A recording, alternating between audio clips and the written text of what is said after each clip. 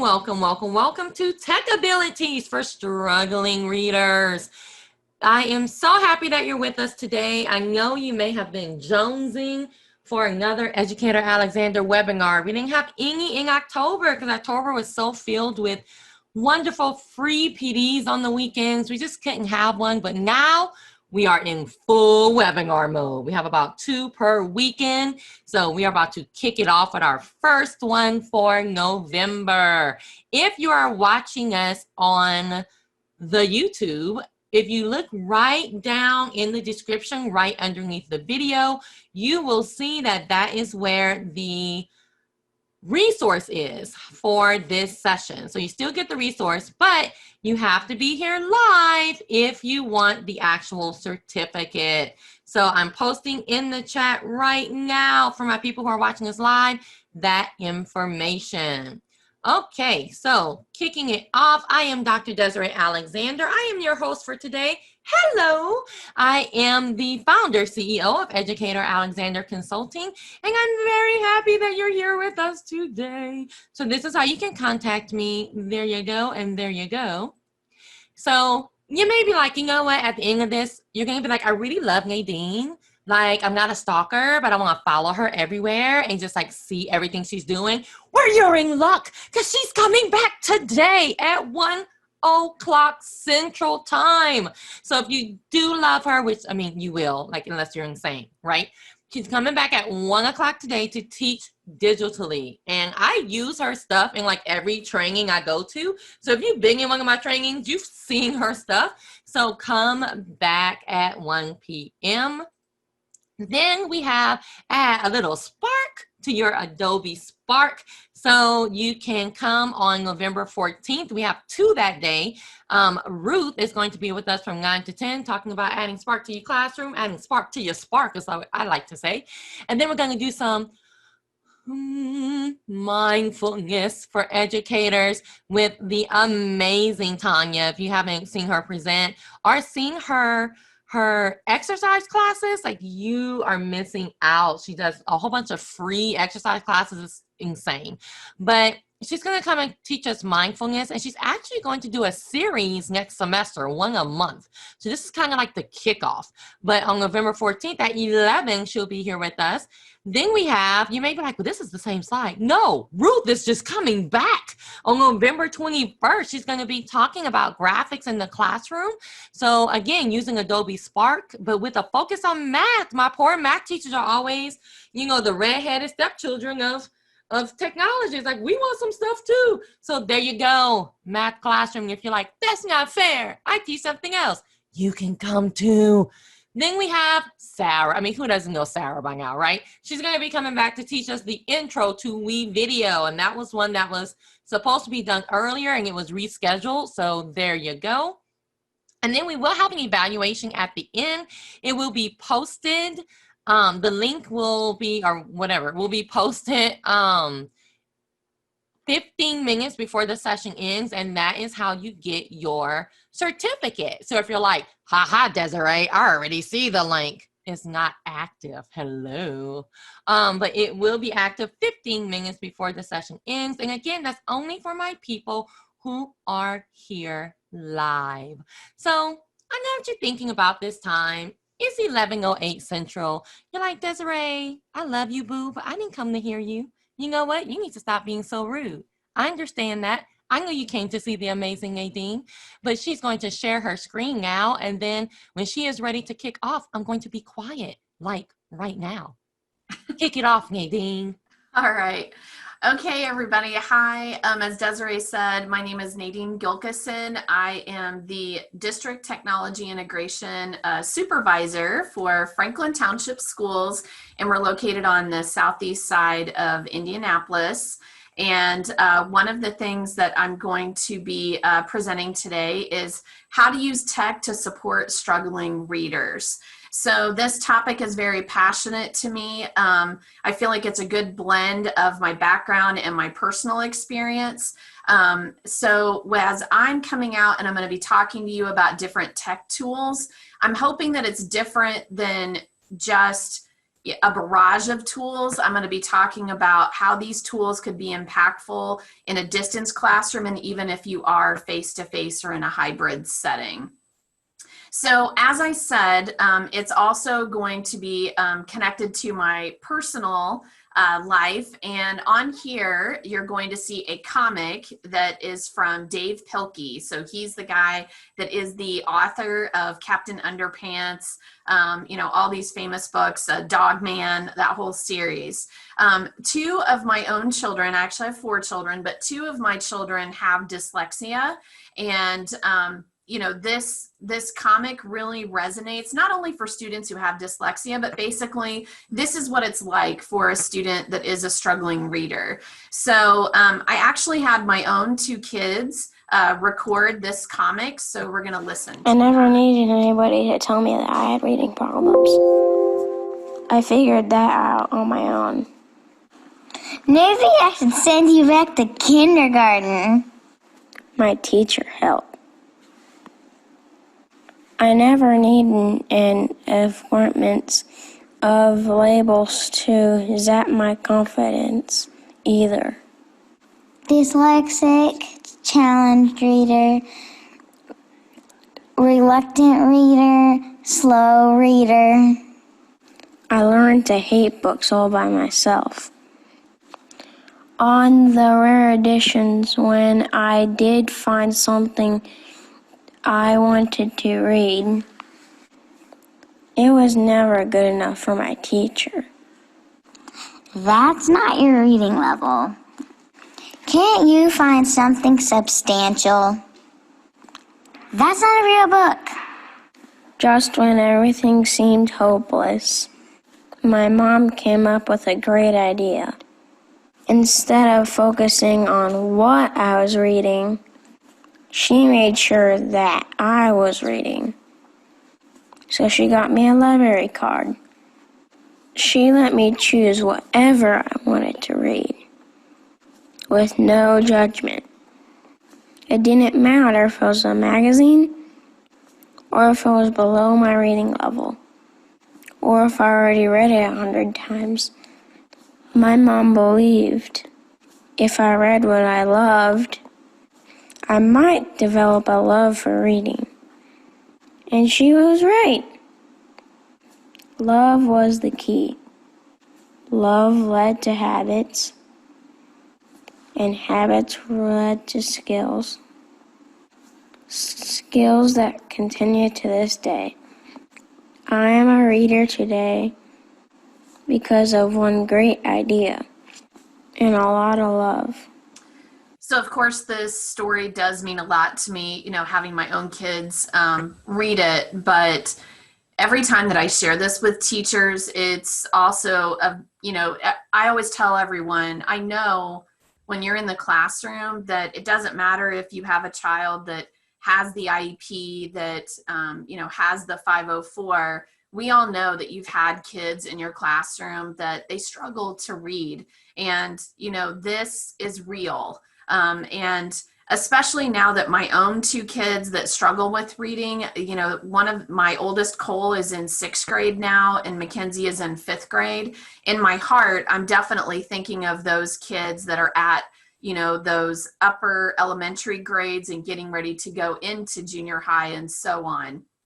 And I often want to make sure that everyone knows that it doesn't matter what grade level that you're in.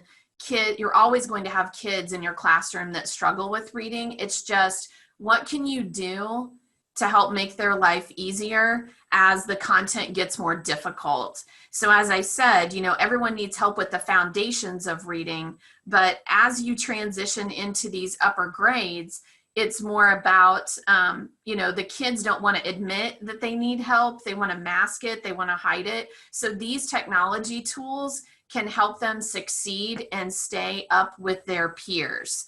And so the tools that I'm going to be talking about today can be used in lots of different fashions. So I'm hoping that I give you lots of different ideas. I'm going to first talk about Jamboard, which I'm not aware how you guys feel about Jamboard. In the chat, if you guys will let Desiree know, what is your what is your knowledge base of Jamboard? Are you like, yep, I've heard it, seen it? I'm kind of curious to know, those of us that are live today, how many of you are like, okay, maybe I have heard of it, but I don't know that much about it. I need to see how it could be used in my classroom. So I don't know, Desiree, if you can kind of let me know kind of the read of where we're at, if we're at a very beginner base or if we've got people that are already aware of it. A lot of people are saying they love it. They use it a lot. They use it often.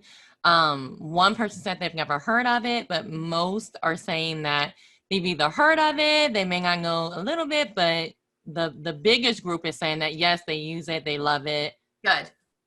Good. Oh, so that helps me when I'm going to be talking to you guys about Jamboard, because I do have some that haven't heard of it at all. What I wanted you guys to know first, so Jamboard is basically a collaborative whiteboard that Google has had really for a while, but it was once COVID hit that people started using it extensively. I have this blue link that's on my screen, and it's going to take you out to a Jamboard that I have created. So I know right now, since our number of participants is in this range, we should all be able to join it. So if you guys tap on that link, I should start to see people pop into this screen. So I'm gonna. If I can interrupt you, I do want to let everyone know that the resource is in the chat. So you can actually get to her slideshow in the chat. So you can go ahead and click on that link. It's number 1 on the list. Good, thank you, Desiree. Yeah, because that's how you're going to get the link so that you guys can get on here. And I know you guys are just like the kids, you want to play around immediately. And so one of the things that I'm going to tell you that is my suggestion is that when I tell our teachers to use Jamboard, it is not whole class. That I would totally not recommend it for whole class. The reason why is that, you know, just how I already have folks that are kind of playing around with the different tools, you need to be able to keep that within, you know, within a scope that you can control. And so I often tell our online teachers, you know, I would be using Jamboard with small groups of students. So you're talking like 4 or 5 students in that group, maybe 6 at the max. And maybe in the chat, those of you that have been using Jamboard, you guys can share some ideas of how you've been able to utilize Jamboard in your own classroom as I'm kind of going over this. So in Jamboard, we have what they call a frame on here. And if I come up to the top and I hit this little down arrow, it's going to show you all of the different frames. Now today, because you guys are joining with your Google account, I'm seeing like the random giraffe, narwhal, and all these kind of animals. But what I want you to know is that when you use it with a small group and the kids are joining with their Google account, you're going to be able to know where the kid is when they're actually in here. It's really nice for behavior management, because if I'm in the middle of talking and I notice that people are on different frames, I can be like, Johnny, we're back on frame 1. Okay, so just to give people some ideas. Now you're probably wondering, because on here, I'm actually going to add a frame just so you guys see. If you guys will hop over to frame 2 for me. If everybody will tap on frame 2 and join me here. And again, I see some of us are kind of all over the place. Join me on frame 2. So you can see this is what it looks like when it's blank. So on here, you know, I've got, you know, a selector tool. If you guys will tap over here on a sticky note and place your name and just tell me something that you, if you're already using Jamboard, why don't you go ahead and pop something in here that you like about Jamboard, maybe something that, you know, frustrates you. I love the online collaboration. Then when I tap on it, notice I can make it different colors, but I can hit save and then cancel, and then now I have a sticky note. So if you guys will come on here and go ahead and tap, you should, I believe I changed the sharing settings. I'm just double checking here. Yeah, you guys can edit it. So go ahead and get your sticky note and then move it across so that way we can take a look at it. And if you did not know, on your sticky note, you can pull from the corner and drag it so it doesn't have to stay that small, if that makes sense. Okay. And I see a lot of people saying that they're using it in breakout rooms, which is a great idea. And so that way you can have different groups working in different jams. All right. And I noticed that, you know, basically it's a free tool, and, you know, yes, there's certain limitations when I talk to you about, ooh, can it do this? Can it do that? You know, it does have some cool features, but obviously Google is paying attention to what else people want it to be able to do. So now that you guys have played around with the sticky notes, I wanted you guys to realize that over here there's a pen. Nadine, if I ask, so they're saying that they need access. It says view only. Is that what you wanted, or do you want them to do something with it? It should be edit, because if it wasn't edit, then they wouldn't be able to add these Post-it notes. Oh, okay. Thank you. Yeah, they should be able to manipulate it. So those of you that are having trouble, I'm not sure because I know I just double checked my sharing settings and it says anyone on the internet with the link can edit. So make sure on and actually I'm going to come back over here. Make sure you go here to the blue link, because that's the one I'm working out of right here. They may have tapped on the wrong link right now. So I wanted, sorry, did someone have a question? Nope, you're good. Thank you. Okay. All right, I just wanted you guys to see that there's markers and pens, so I wanted to have you guys kind of play around, because if I don't let you play, and for those of you that are brand new to Jamboard, if you don't let the kids play, they're going to do it anyway, okay? So you guys go in here and just kind of take a moment to kind of play around with the tools, so that way you kind of understand what you can do. Another thing that's nice is that as a teacher, if I'm wanting to highlight an area, I've got this little laser, and I can tap on the laser and I can be like, oh, Renee, I totally agree with you. Let's all take a look here. So it's kind of cool because it kind of hovers over that area. You can even add a text box now. I remember last year at one point that option wasn't there. So again, if you aren't giving like a blank space for the kids to play around with this, they're going to be messing with your stuff. So you need to have this ability. So in about, I'm going to count down to 5, count down 5, and then I'm going to actually show you what this would look like if I was using it for small group instruction. Okay, so you can play around for another moment here. Got some really good drawers on here. Nice, I like that. And then I want everyone, I'm going to hit the frame at the top here. So come back over and watch me. We're going to come back to frame 1 where you see my Bitmoji.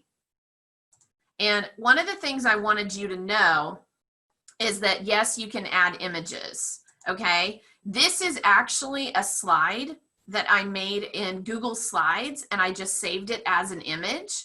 And then over here where it's saying, you know, oh, I can insert an image, I could actually insert any photo that I want to. If you want to play around with that feature, you can do that on frame 2. If you're trying to play around with, hey, how can I add? I did figure out, actually, I'll come back here to frame 2. If you have the Bitmoji extension, I can actually drag my Bitmoji and put it directly onto a Jamboard. So I know this is going to like explode with Bitmojis now that I told you guys that, but that's okay. But I get a lot of teachers that ask like, oh, well, could I add my Bitmoji to it? Is it easy to add graphics? Another cool feature about Jamboard is that you can also use the Giphy Chrome extension, and you can add animated GIFs. So I can come over here, and let's say I wanted to add this one that says be kind.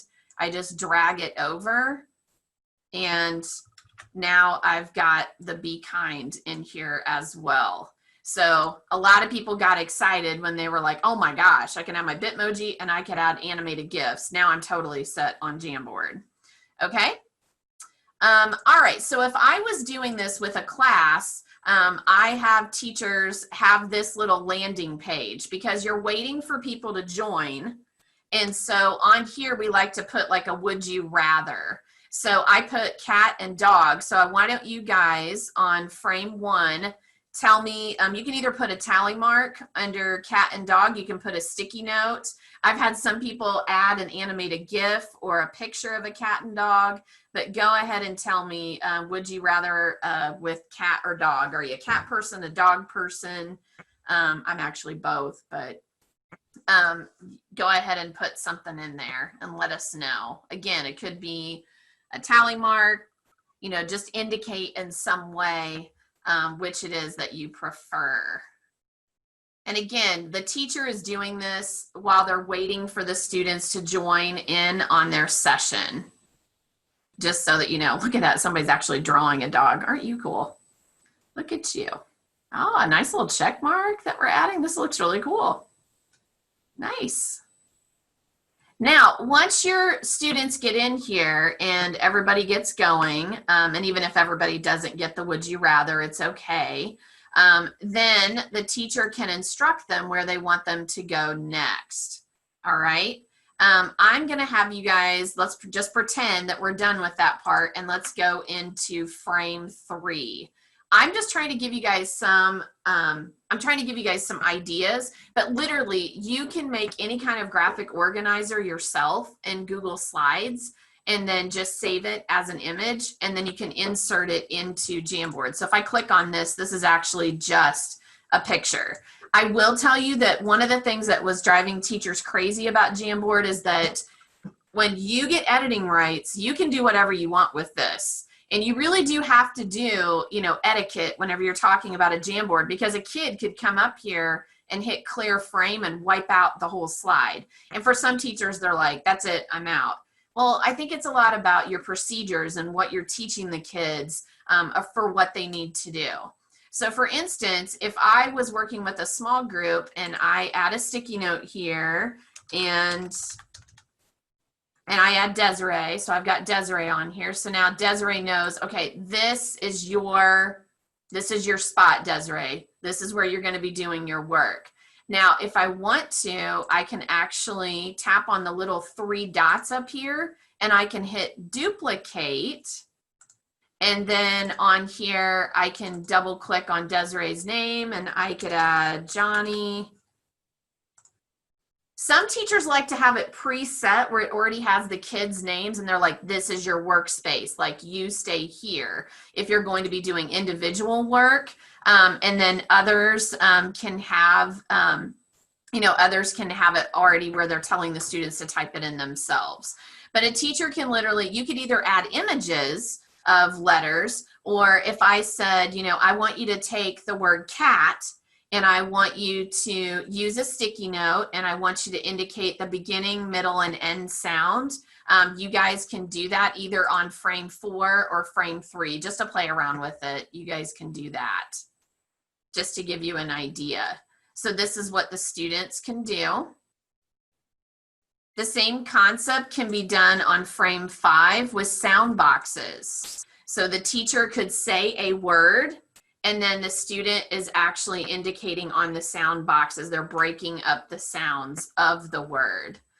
So all of these, like you guys are free to use this template. You can actually make a copy of this jam and then you can use any of these. I'm just trying to show you some different ways you can use it. All right, this one is actually from Oxford Owl. So Oxford Owl has a bunch of free digital readers that you guys can use. And all I did was I took a screenshot of the inside of the Oxford Owl book, and then I inserted it here as an image. So basically, if the teacher is wanting to demonstrate, you know, like I can be highlighting here, the ending sound, the students can be following along and they can be interacting with this as well.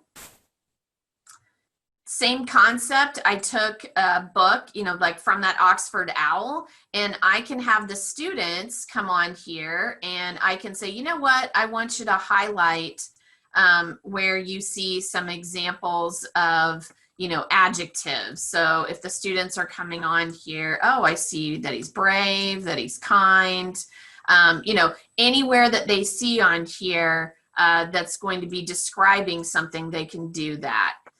Multiple different ways. You could take any text. And what I mean by this is that I've got 4th grade teachers that are using this with their guided reading groups. And so you can take any text. I don't even care if you teach junior high or high school, any type of text that you're wanting those students to annotate on, Jamboard is a great tool for that. So with that, I'm actually going to you guys can continue to play around for a few minutes if you wish. I've got so many more cool things that I want to show you. I'm going to stop talking as much about Jamboard and I'm going to move on to some other things. But I did want you to know that I have this small group template on here. And what's really cool is one of my instructional coaches, Joanne Warner, actually took and she created an ABC letter tray. So on here, we knew that our younger students that were in guided reading groups, those students actually have a physical tray and the students are moving these letters around.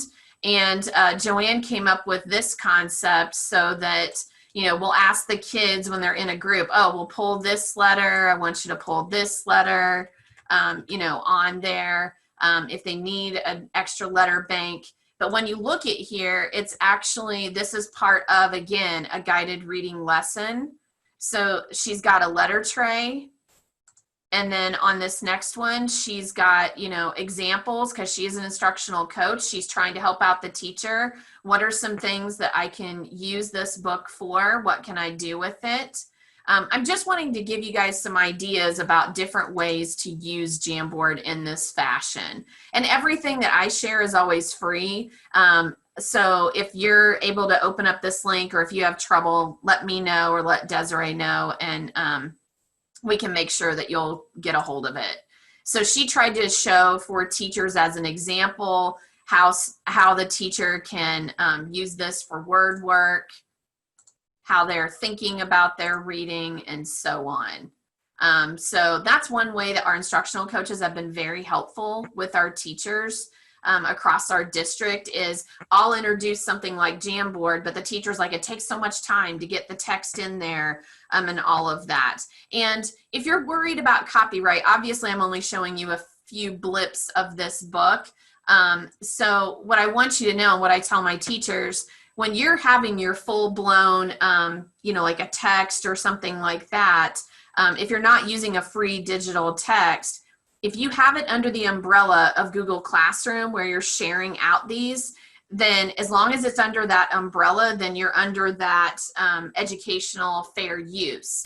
If you can't put this out here and then share it to everybody that you know, then yes, that's a copyright infringement. So just be aware whenever you're going out to find those texts. So I love that Joanne had those already ready for you. So that's Jamboard. Now, and I'm going to show you in just a minute a video of one of my online teachers and her actually using the letter tray with her 1st grade guided reading group. I'll show that in just a minute here. All right, so this is Alyssa Beasley, and I'm going to actually make this bigger here for you guys.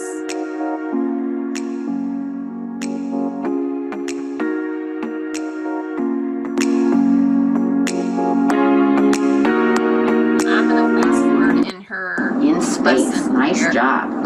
All right, let's go ahead and work on our new sight word today. Now, I'm going to pause her for just a moment because what Alyssa's doing right now is she pulled up, we're using Pioneer Valley Literacy Footprints as a so all of their leveled readers are digitized. And so she is pulling that up and doing this in a Google Meet with her students. So she's having all the kids like mute themselves except for one child. She's going to read through it, but then I'm going to stop sharing my part. Hold up. Go ahead and get on your letter tray and pull off your letters. F-O-R. Just do that. I'm not going to but and Jamboard doesn't work for us.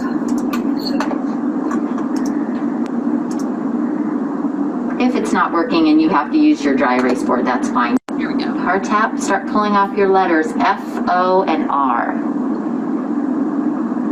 So she's telling them that they're working on the letter 4, or the word 4, and she's asking them to pull those off, and they do the mix and Nice fix. job, Sophia. F, O, R. So it's the same concept of what she would be doing in the Okay, classroom. once you have those letters pulled off, you can do your mix and fix. Go ahead and mix them up and fix them. Nice job, Hard Tab. Now, I'm only going to Great. show you a small clip of what Alyssa's doing, but I have the full clip. If you want to see how she does her entire small group guided reading session, how she's maneuvering between kids and using it, you know, you can watch that entire clip on your own. That's why you guys got access to this presentation. So, Jamboard has all kinds of awesome possibilities. Recently, I've been starting to investigate, I'm actually going to pull it up here, Whiteboard.phi. So if you are not familiar with Whiteboard.phi, I started talking to our teachers about this one. And the difference between Jamboard and Whiteboard.phi is that on Whiteboard.phi, each kid gets their own whiteboard. Like, you don't have to worry about a kid deleting somebody else's stuff, and they can't mess with the teachers. So if you have not investigated Whiteboard.phi, it's a great tool for you to use with small groups as well. So I'm not going to go too much farther into that one. You can investigate that one on your own. But do keep that in mind. If you like Jamboard, then you definitely want to check out this tool as well. Both of them are free. Okay, this one is totally free. All right, so now that we've talked about Jamboard, I want to make sure that everyone is aware of Immersive Reader. So if you could tell us in the chat your knowledge base of Immersive Reader, do you know what it is? I'm kind of going to do the same thing as Jamboard, and then Desiree can let me know kind of our read on that. So tell us what you know about Immersive Reader. Have you used it? I'll pause here for a moment and have her let me know. We have some not familiar. I don't know anything about it. I know that it's awesome, so they are about to get their mind blown. But yeah, some people said that they're using it, but a lot are saying that they don't know about it, and that they are happy that you told them about Whiteboard.phi, and they're looking forward to the next 20 minutes. Yay!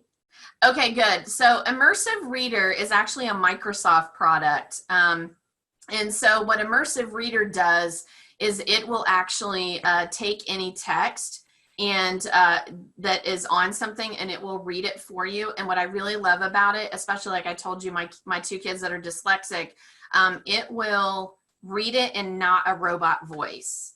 You can customize it however you want, but it started out, I was already using Flipgrid. I loved Flipgrid and everything that it did.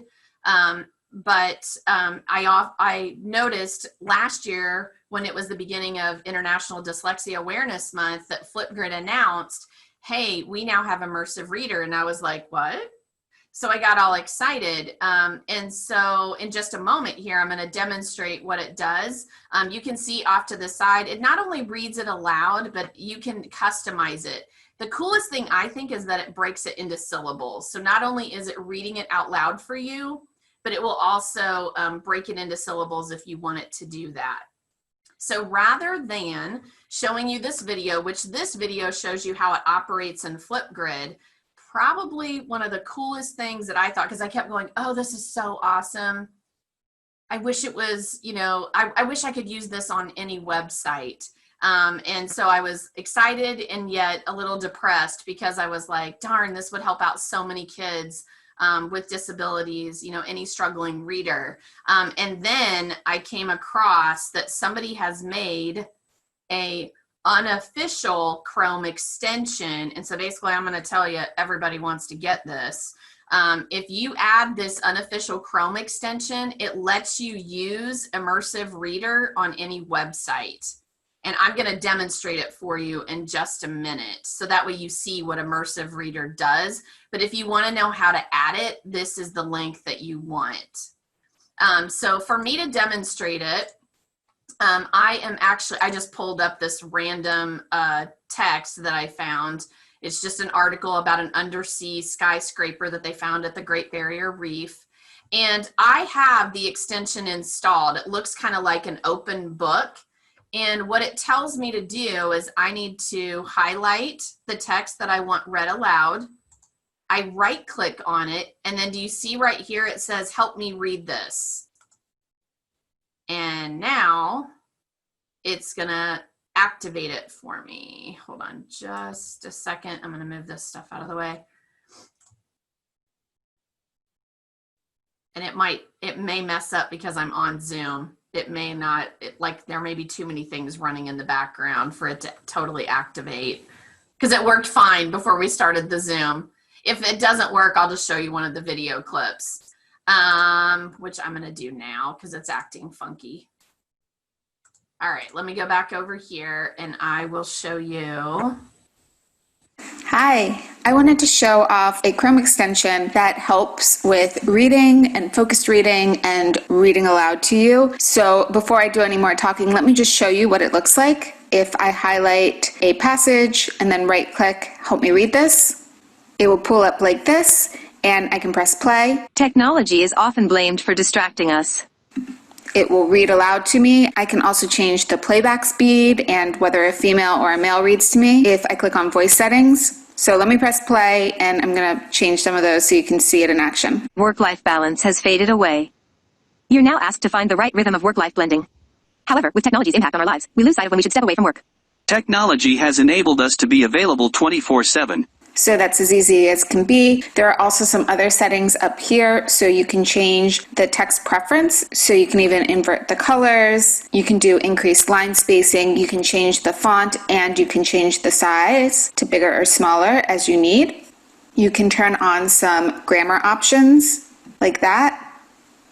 You can also turn on the syllables if you need that. And then for reading preferences, there is the ability to show just one line of text when reading to help with that focused reading. And then there is a translation option and it translates into a bunch of different languages. Turn it on for the document and you'll see it translates just like that. It's really amazing. So I don't know if your mind is blown if you guys haven't seen this, but I know this was like the giant game changer for me telling our students. I've told so many teachers, like, I love that it's already integrated. If you're a Microsoft user, Immersive Reader is actually built into like Microsoft Word, PowerPoint, all of their suite of tools.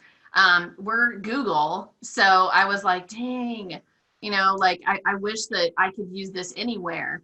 And so the fact that this extension exists makes my heart so happy. If you use Canvas LMS, Immersive Reader is available in Pages. So, and I told all of our teachers, I'm like, leave it on. I'm like, that way, if you have any kid in your classroom that needs this support, this is a total game changer for them.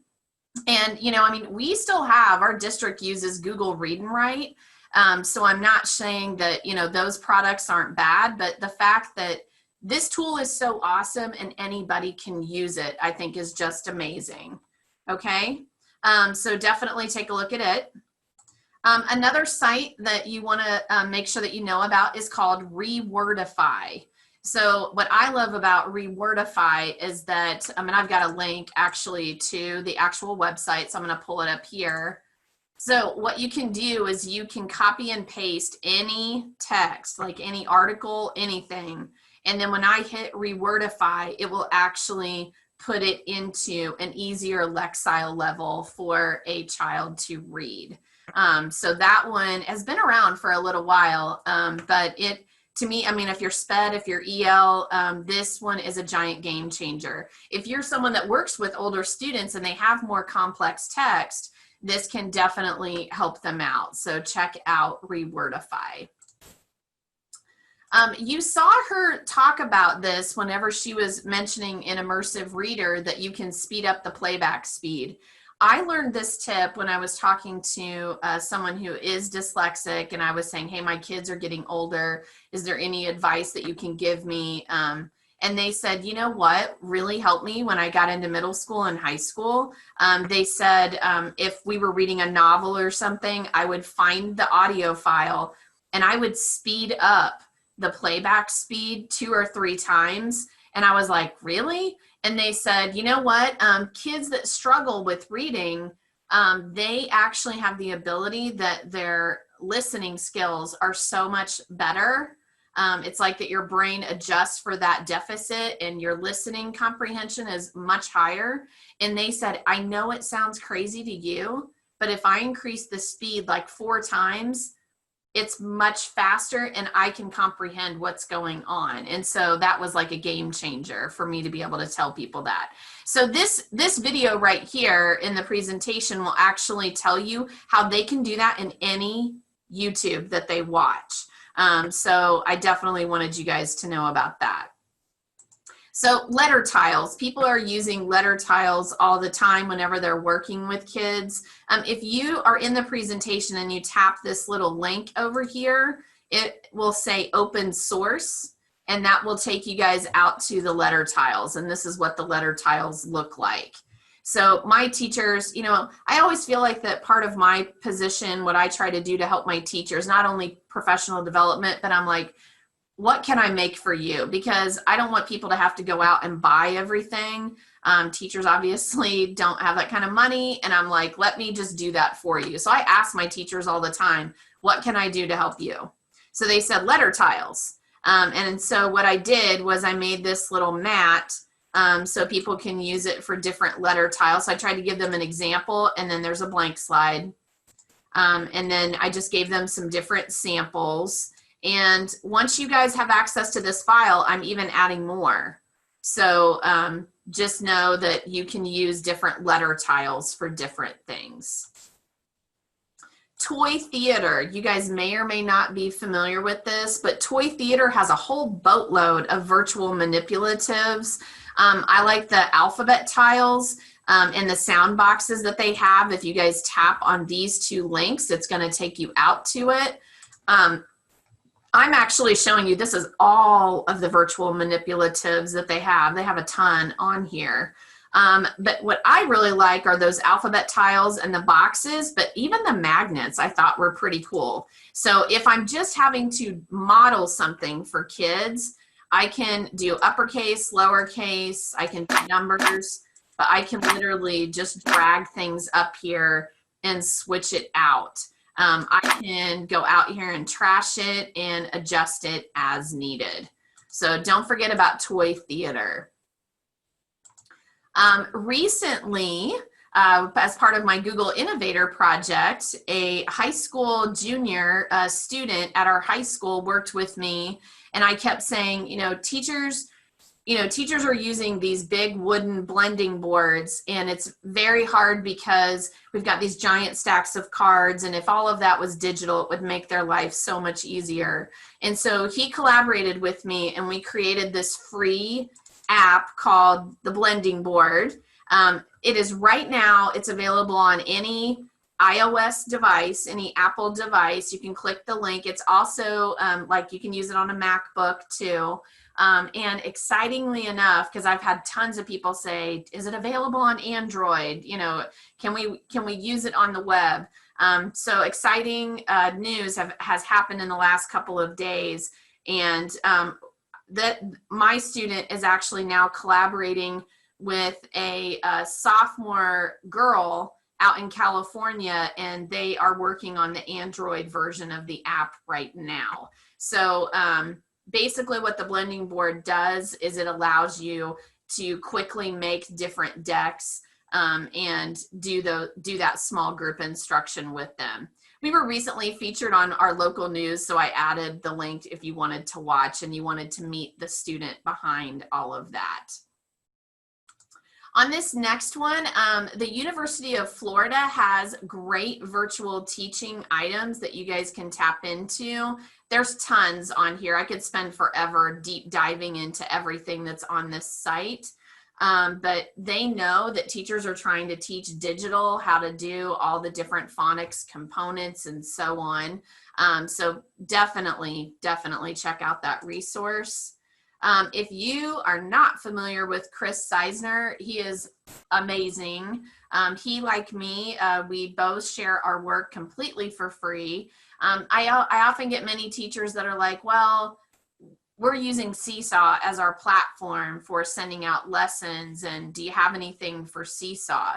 So the cool part about this, so I'm going to tap here, and this is going to open up his ginormous library that he's made. And it's not opening in Seesaw. What it's doing is it's opening in Google Slides, because what Chris does is he makes all of his stuff in Google Slides, and then he also has links to Seesaw. So he already has it in the Seesaw platform, but you can use any of his items in Google Slides as well. So I'm going to go out here to phonics just so you can see some of the items in phonics that he's got. So he's got word family slides.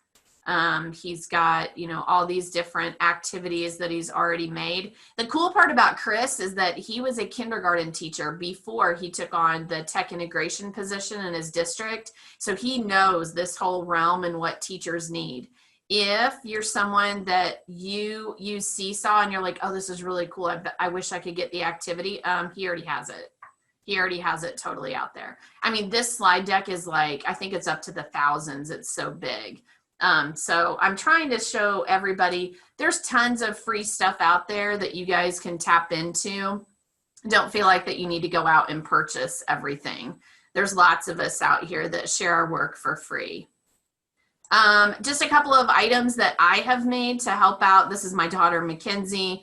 If you need Fry's phrases, I have all of those on here. And then she would practice reading it. She would do a screen record and practice reading the Fry's phrases. I did the same concept where they're YouTube videos. And so you're welcome to use any of those. If you follow me on YouTube, I share tons of different ideas of ways that you can do, ways that you can use these. I took the basic phonics skills and I turned them into multi-syllable words for, again, my own kids at home, because they needed that help, but anyone is welcome to use it. Also, we know that kids tend to work with nonsense word fluency as well.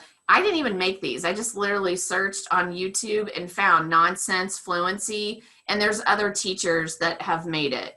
And again, notice I'm saying this is not a cure-all. These are all like supplemental, use these in conjunction with different interventions that you may be doing.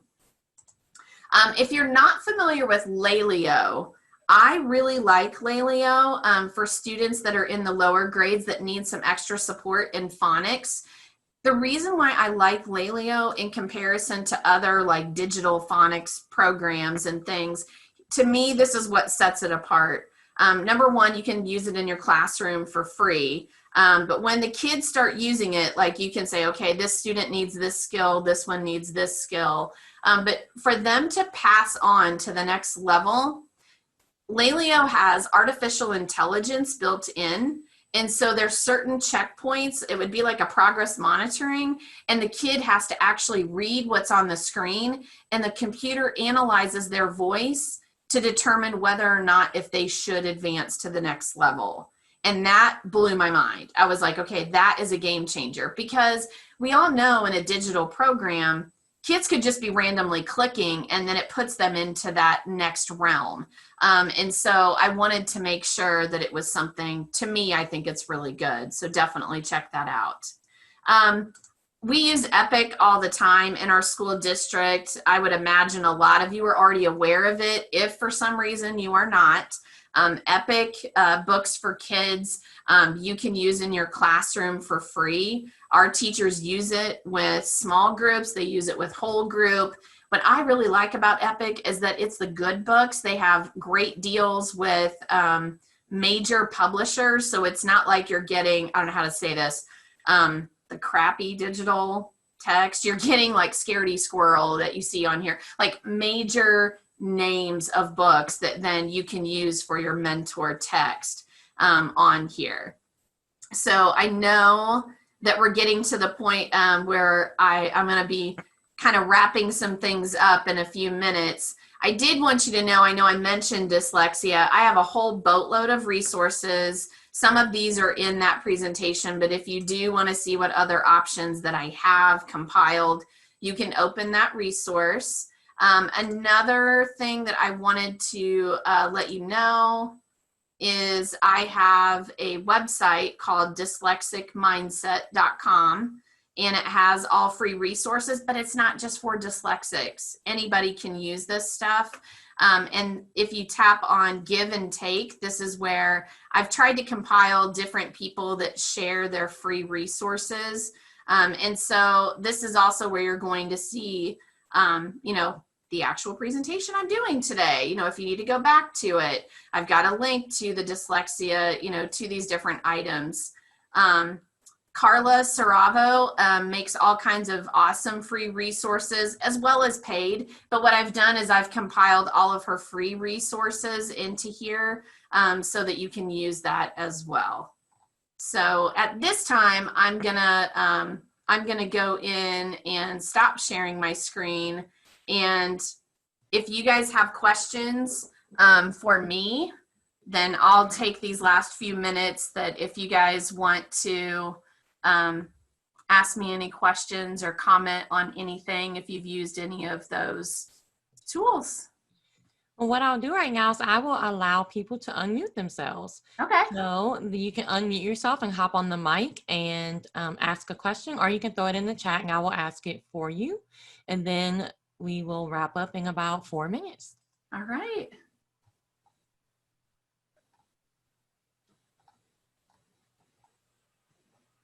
And I'm literally just looking through the comments right now just to see different things that people are putting in. Oh, you've gotten amazing comments. People are very excited about this. And then I just had to tell them, if you like this and you missed the 1 o'clock, like what is wrong with you? You have to come back for the 1 o'clock. So we had a question. Can you explain the blending board? Awesome. Yeah, I can explain it. So what I'll do is I'll go back to sharing my screen. And on here on the website, I'm actually going to go where it says iOS blending board. So I'm on that dyslexicmindset.com. And I have some screenshots so I can kind of show you. So when you open it up, on the app, this is what it looks like. So a teacher can create a deck. So on this next picture, it's going to show you that. So on a typical blending board, it has like 3 columns of cards. And, you know, the teachers would tell me, well, sometimes I'm using vowels and consonants. Sometimes I need controlled R and so on. I asked Braden, the coder, to make it completely customizable. So that's what this picture is showing you. Like maybe I'm only working on this ending and I don't need the others, so I can uncheck all the others. I just wanted you to see that. I'm going to go back. So this is where you create your deck. After you create it, you can save it and it goes over here into your My Decks. So once it's into your decks, then you can go back. And so like, I'm not going to have to remake it the next time that I'm working with that group. And probably the coolest thing that this kid did was after I make a deck, if somebody else in my grade level or some other teacher that I know wants to use it, he added the ability that it's got this QR code. So literally if you send the QR code or if you share the QR code with a fellow teacher or even the parents, if you want the kids to practice, when they scan the code, it adds the deck to their app. And I heard Braden talking to a coder yesterday about the reasoning why he did the QR code. And he said, I didn't want teachers to have to worry about logins and passwords. I just figured that the QR code would be easier. And the person that he was talking to, like their jaw dropped. They were like, oh my gosh, why have I not thought of that? Which I thought was so cool coming from a 17-year-old. So this is what it looks like. Now I know it's not actually functioning right now. So what happens is that once the teacher selects what do you want, what letters or combinations do you want in column 1, column 2, and column 3, then literally you just like flick it down and it's randomly going through different combinations. So when a teacher is doing this with a student, or with a group, they can now rapidly go through. Whereas when they have a physical blending board, they're like, okay, hold on a minute. Let me flip it. Oh wait, now I got another group. Let me set these cards down and get my other stack of cards that's ready for the next group. I said, we need more instruction time. So what can we do to help them out? And Braden wanted to make it so that people could change the background. So I said the cards need to stay, the yellow are the vowels and white on either ends, but we wanted the ability to have different colors on the background there. So that's why you see that. So I just wanted you to be able to see that option in there. Okay, so I'll stop sharing. Hopefully that helped. Did that make sense? Hopefully. Yes, it did. Awesome. Awesome. So stay tuned, because I know that, as I said, the Android, and we're working on a web version of it as well. Okie dokie. Stalking me. Nice. Yeah, feel free to stalk me. If you don't follow me on Twitter, definitely follow me, because of the fact that I do share everything that I make. Okay, well, thank you so much. Tara, when I'm speaking of making a copy of the slides, those are for templates, not of her presentation. So of the templates, when you go to the templates, and if it doesn't force you to make a copy, you can go to File and make a copy. Yeah. And for Tara, on actually, if I have enough time, Desiree, is it okay if I do something real quick? You go for it. If people need to leave, I've already posted the information. Go for it. Okay, so I'll share my screen again. So Tara, on my presentation, I know that I've locked it down that you can't make a copy, but if you want to save it to your Google Drive, then hit that star, or hit the little, like, you should have like the little Google Drive symbol, and it will save this presentation to your Google Drive. Because I don't want people to, you know, profit off of my presentation. That's the reason why I don't let you make a copy of it. But I'm not saying that you can't have access to it. So hopefully that makes sense. You can save it in your drive. I just don't want people to take advantage of my stuff. Okay.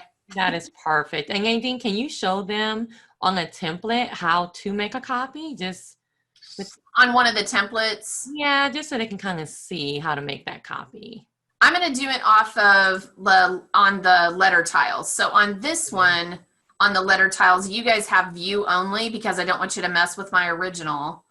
So you guys can, did I stop sharing my screen? I don't even know. Yeah, you're not sharing at this point. Yeah, sorry.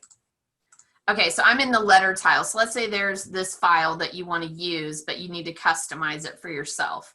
If you go into the word file and make a copy of the entire presentation, then you're not messing with my stuff. Now you're free to edit as needed. Okay, so that's how you guys can go in and do that.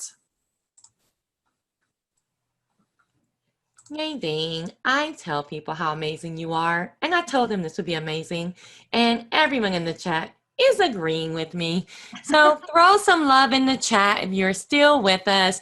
She will get a copy of this chat. Let her know how amazing this was.